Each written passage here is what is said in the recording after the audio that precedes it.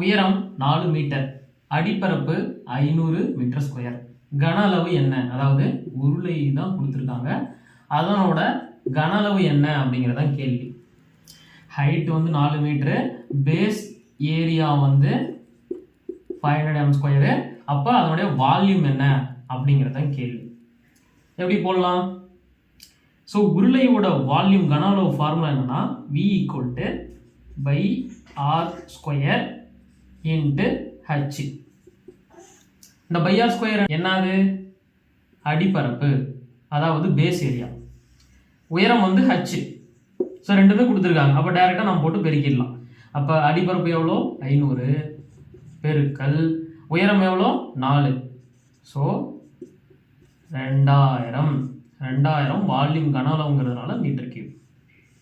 எப்படி இந்த metre cube வந்துச்சு? மீட்டர் பெருக்கல் மீட்டர் ஸ்கொயர் = மீட்டர் கியூப். இதுதான் விடை.